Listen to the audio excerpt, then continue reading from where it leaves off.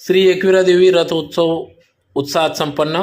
याबाबत अधिक वृत्त अशी की चैत्र शुद्ध पौर्णिमा निमित्त दरवर्षी चालवल्याप्रमाणे एकविरा देवी यात्रोत्सव निमित्त या ठिकाणी एकविरा देवी भव्य रथोत्सव सोहळा पार पडत असतो। आज दिनांक 2 एप्रिल 2026 रोजी सकाळी 9:30 वाजता या ठिकाणी धुळे शहरातून भव्य असा रथोत्सव पार पडला। यावेळी सुरुवातीला या ठिकाणी धुळे शहर आमदार अनुप अग्रवाल यांच्या सुवेद्य पत्नी अल्फा अनुप अग्रवाल, महापौर मायादेवी परदेशी, उपमहापौर ज्योत्स्नाताई पाटील, डॉक्टर सुभाषजी भामरे माजी खासदार, त्याचबरोबर राजवर्धन कदम पांडे, ॲडव्होकेट पंकज गोरे, महादेव भैया परदेशी, सुरेखाताई ओगले, नगरसेविका कुटे यांच्यासह आदी मान्यवर पदाधिकारी, सामाजिक कार्यकर्ते यांच्या प्रमुख उपस्थितीत या ठिकाणी रथोत्सव पार पडला। तर या कार्यक्रमासाठी श्री एकविरा देवी मुख्य विश्वस्त सोमनाथ गुरव व सर्व पदाधिकारी यांनी या कार्यक्रमासाठी अथक परिश्रम घेतला।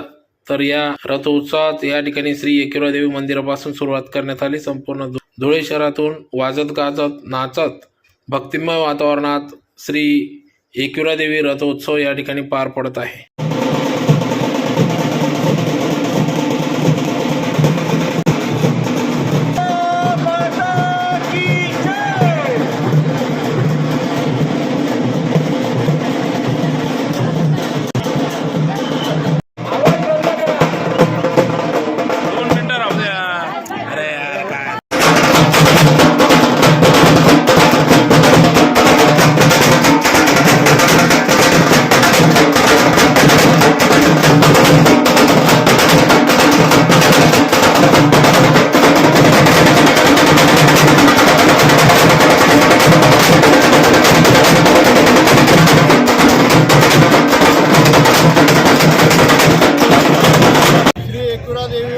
माता मंदिर ट्रस्ट एकविरा देवी महाराष्ट्रातले 5 शक्तिपीठ आणि 250 कुळांचं दैवत असलेलं आई भगवती एकविराच्या यात्रा उत्सवाला कालपासून सुरुवात झाली आहे।